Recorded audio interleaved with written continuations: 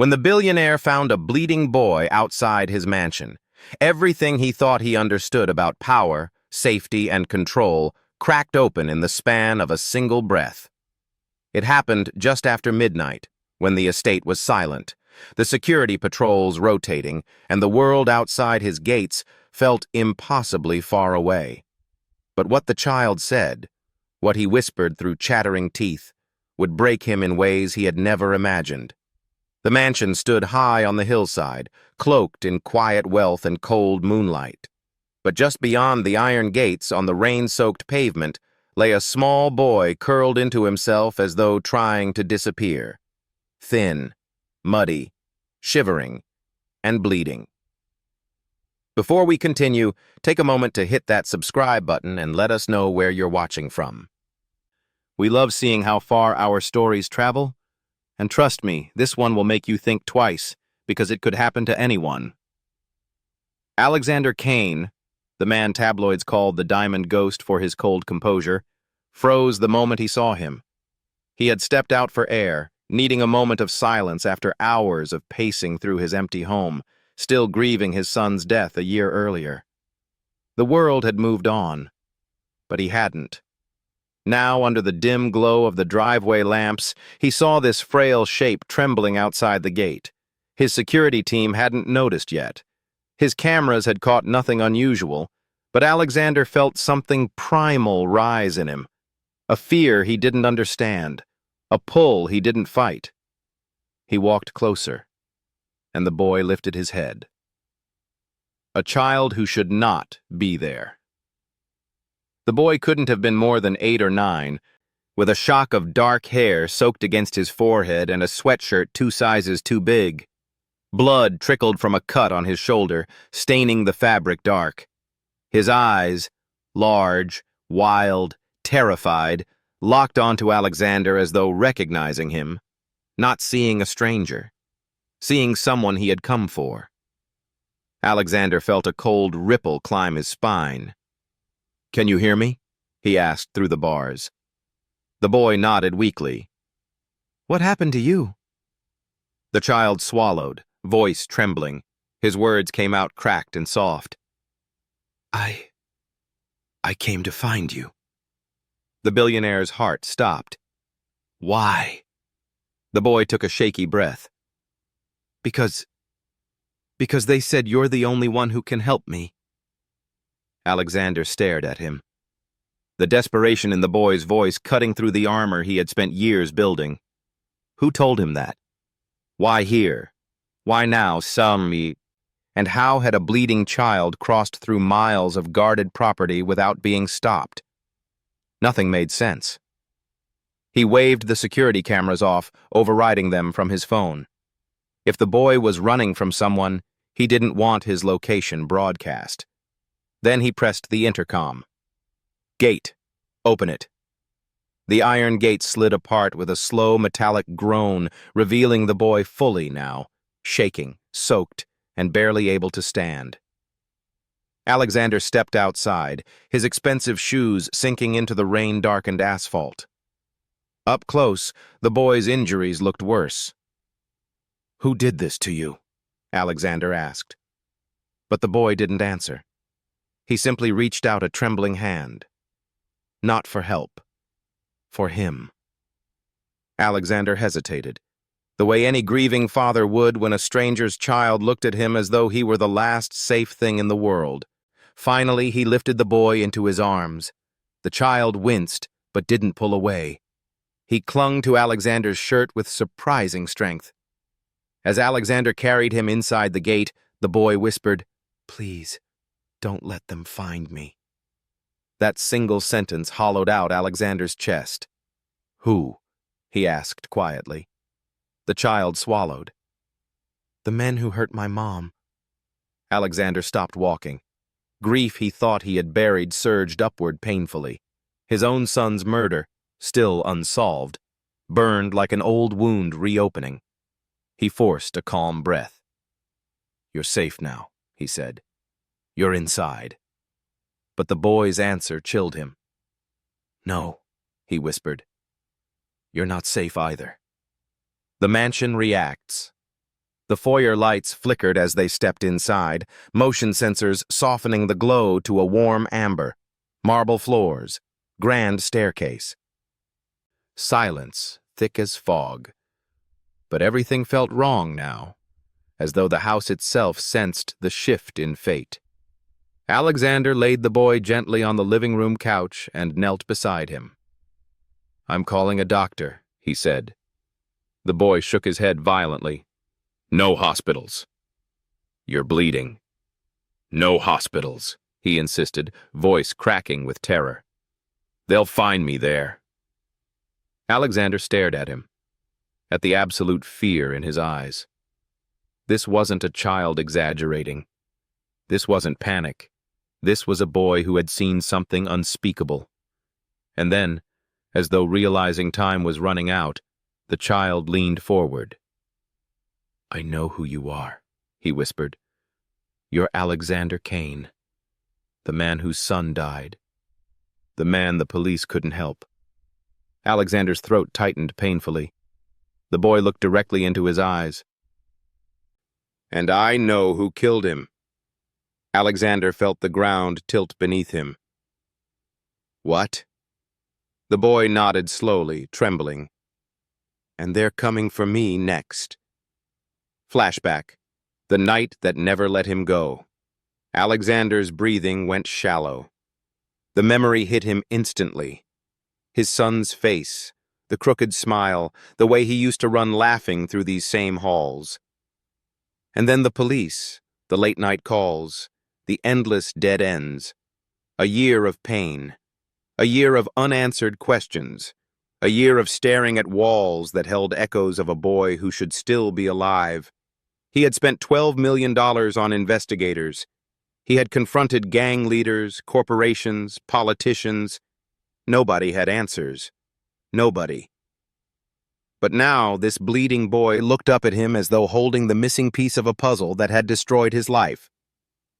And Alexander Kane, a man feared in boardrooms across 3 continents, could barely breathe. He forced his voice steady. "Tell me," he whispered. "How do you know about my son?"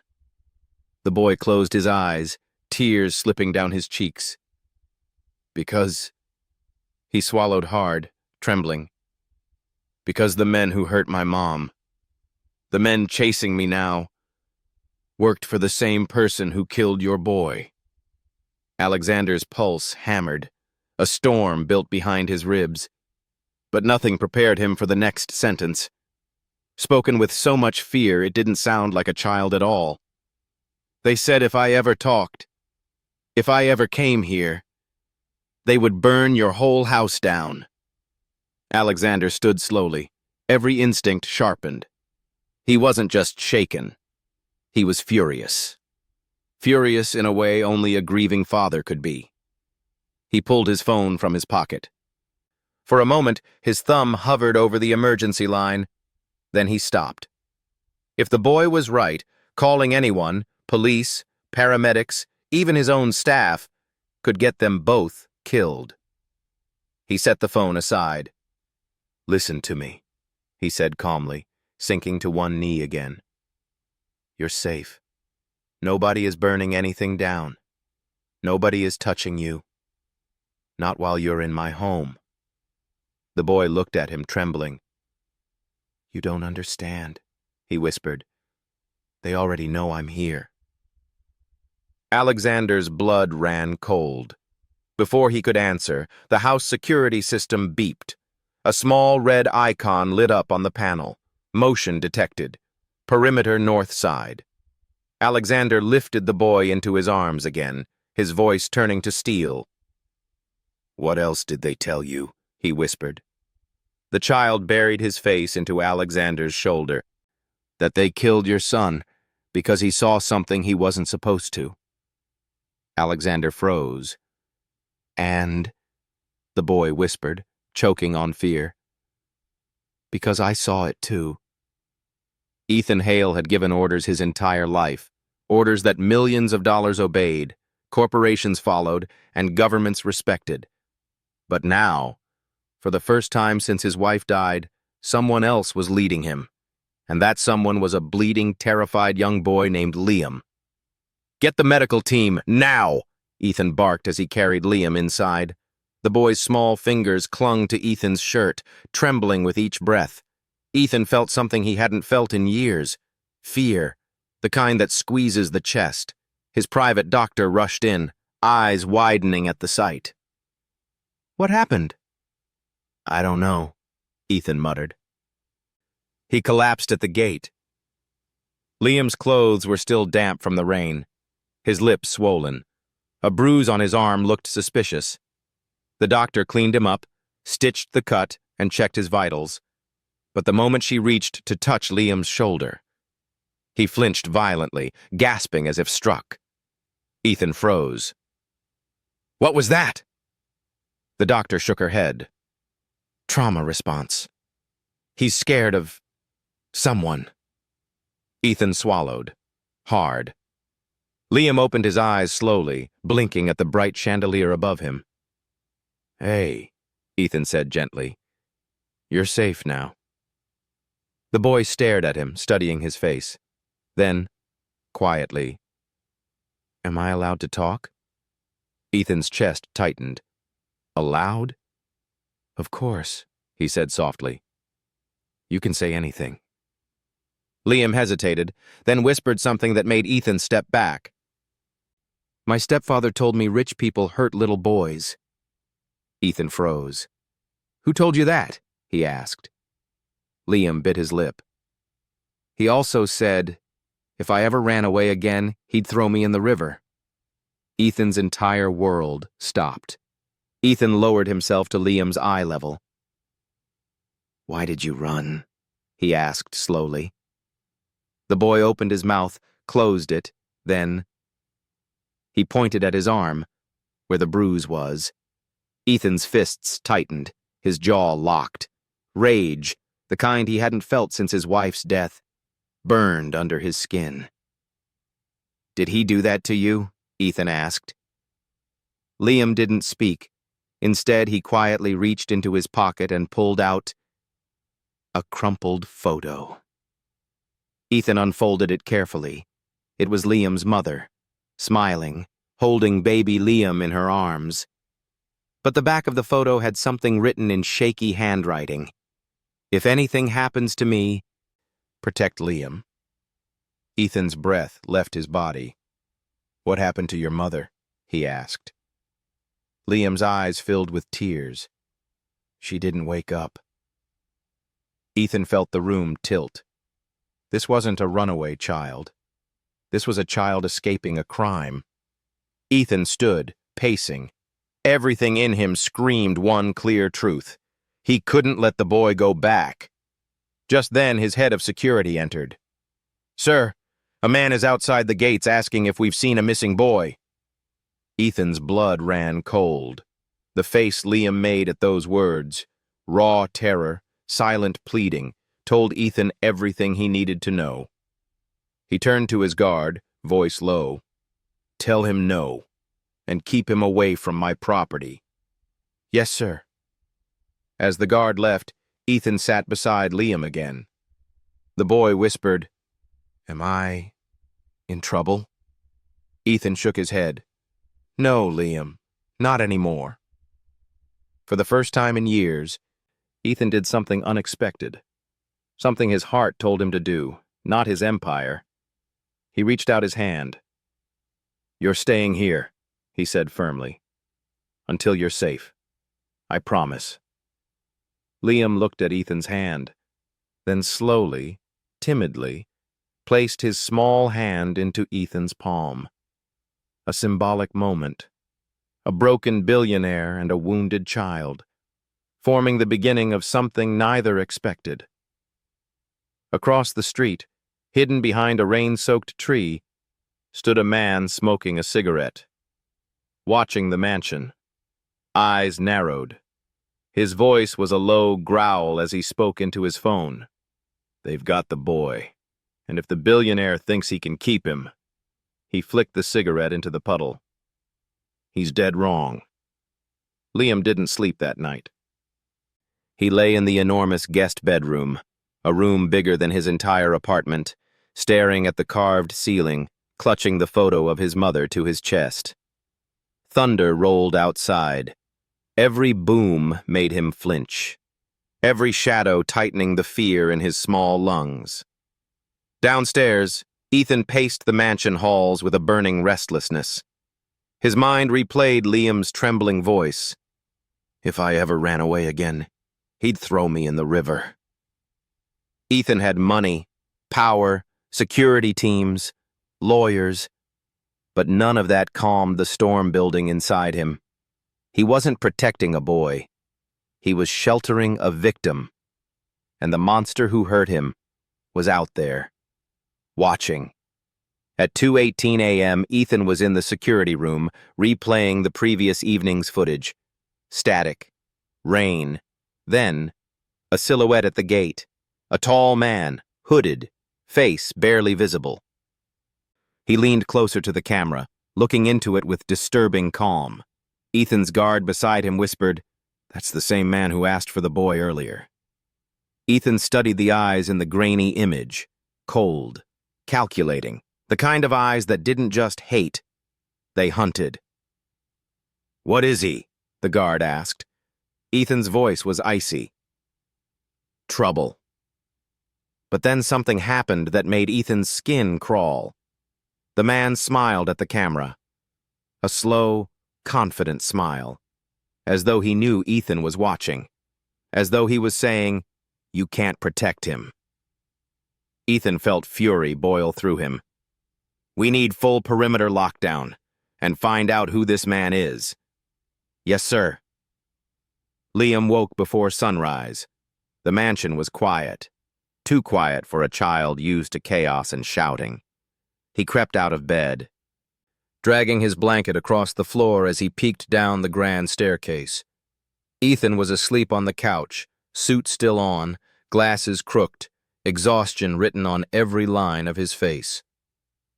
Liam stared at him for a long moment, unsure, then whispered, "Did you stay there all night?" Ethan stirred, blinking awake. "I wanted to make sure you were okay," he said, sitting up. Liam's brow furrowed. "No one ever stays." Ethan felt that sentence hit him directly in the chest. "Get used to it," he said softly. "You're not alone here." Liam swallowed and nodded, the smallest hint of trust flickering in his eyes. A breakfast of firsts. Liam sat at the long dining table like someone visiting a museum, wide-eyed, stiff, not sure if he was allowed to touch anything. A maid set a plate in front of him. Pancakes, strawberries, a warm glass of milk. Liam stared at the plate. "You don't have to eat if you don't like it," Ethan said. Liam shook his head. I like it. I just..." He gently touched the edge of the plate, whispering, "I've never had breakfast food that was warm." Ethan's heart twisted painfully. "From now on," he said, "you'll eat every meal warm." Liam smiled, just barely. But it was the first smile since Ethan found him. Ethan's phone rang mid-breakfast. An unknown number. He stood and answered. "This is Ethan Hale." A pause. Then a voice like oil and gravel spoke. "You have something of mine." Ethan's eyes darkened. "Who is this?" "You know who I am, and I know where your cameras are positioned. Quite a collection you have." Ethan stepped away from the table, jaw tight. "You're not getting the boy back." A low chuckle slid through the speaker. "You think this is about a boy? He stole something from me. Something valuable." Ethan froze. What did he steal? Another pause. Then the voice whispered, "He stole proof." Ethan felt a cold stab in his gut. Proof? Of what? But the man hung up, leaving silence, and a truth Ethan couldn't ignore. This wasn't just abuse. This was a crime buried under a bigger crime. Ethan walked back to the dining table, forcing his heartbeat to slow. "Liam," he said gently, "can I ask you something?" Liam stiffened, fork clattering to the plate. "You're not in trouble," Ethan added quickly. "I promise." Liam nodded nervously. "Yesterday. Did you take something before you ran away?" Liam froze. For a moment, Ethan feared he'd pushed too far. But then Liam reached under his shirt and pulled out something Ethan did not expect. A small USB drive taped to his skin. Ethan's breath stopped. "What's on this?" he whispered. Liam looked at him with terror shining in his eyes. "My mom's voice." Ethan felt the world tilt. "What do you mean?" Liam swallowed. "She recorded something. Something about him. She told me to keep it safe if she—" His voice cracked. "If she died." Ethan felt his entire body turn cold. This wasn't an accident. This wasn't an overdose. This wasn't a medical emergency. Liam's mother was dead because she knew something. And the man who killed her was now looking for the last piece of evidence. The last witness. Her son. Ethan crouched in front of Liam, voice steady but thick with emotion. "Listen to me," he said. "Whatever's on this drive, we're going to keep it safe." "But he said he'd find me," Liam whispered. "He finds everything." Ethan shook his head. "Not this time." "Why?" Ethan placed a hand on his shoulder, gently, carefully, as if touching something fragile. "Because now," his voice softened, "you have me." Liam stared at him, really stared, as if searching his face for a lie, and when he didn't find one, his small shoulders finally eased. Ethan stood tall, raising the USB. "This ends now," he said. Neither of them noticed the shadowy figure across the street, watching Ethan through binoculars, smiling, and whispering, "Let the games begin." The seasons changed. The mansion, once a monument to silence, began to sound different, softer, warmer. Footsteps that weren't rushed, laughter that didn't echo with emptiness. Small fingerprints on glass. Ethan never bothered to clean. Liam's presence reshaped everything. But the world outside the estate wasn't done with them. Not yet. The day the file was opened. 3 weeks after the night Liam handed Ethan the USB, investigators gathered in a silent conference room in the city center. Ethan sat with them. Liam waited outside, holding a cup of hot chocolate with both hands, his feet not touching the floor. Inside, agents listened to a voice Ethan would never forget. Liam's mother, breathing fast, afraid, recording herself on an old phone, whispering her truth into the darkness. The file contained dates, names, locations, bank records, evidence of trafficking, laundering, extortion, enough to crumble an empire. And it exposed the man Liam once called father. One agent looked at Ethan. "You understand," she said. "This child didn't just run away from abuse." Ethan nodded. He ran from a man willing to kill him. The man in the shadows, the one who watched the cameras, the one who called, was arrested at dawn, dragged out of a warehouse where he thought he'd burned the rest of the evidence. His final words before being locked in the cruiser were chilling. "It's not over." But for Liam, that chapter was. Ethan took him to visit his mother's grave, the same cemetery where their lives collided. Liam knelt at the stone, touching its cold surface. "I brought the proof," he whispered. "Just like you said." Ethan stepped back, giving the boy space. The wind rustled through the trees, carrying a calm that hadn't existed here before. "I'm safe now," Liam added. The words trembled, not with fear, with relief. When Ethan asked the court for guardianship, his lawyers warned him, "It will change your whole life." Ethan looked at Liam, a boy who had been starved, hunted, nearly broken, now sitting on the mansion steps feeding birds with crumbs from his pocket. He answered, "It already has." The court granted it, not because he was a billionaire, but because Liam clung to his suit jacket when they entered the courtroom, and finally let go when the judge said, "You belong with him now." There were still nightmares, thunderstorms that sent Liam running into Ethan's study, days when he barely spoke, moments when shadows looked too familiar. But there were also new things: warm breakfasts, safe sleep, school supplies laid out neatly every morning, a father figure who traded boardrooms for bedtime stories, a boy who learned how to smile again.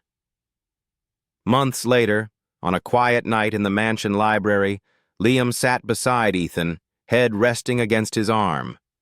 The boy looked up at him and asked, "Why did you help me? When you didn't even know me?" Ethan took a deep breath. He thought of the night he found a bleeding child on his doorstep. He thought of the voice recording that revealed a mother's last act of love. He thought of all the years he had lived surrounded by everything, and yet had nothing. Finally, he answered, "Because sometimes the person you save ends up saving you back." Liam smiled softly, and for the first time, Ethan believed it. The boy didn't just change his life, he gave him a reason to live it.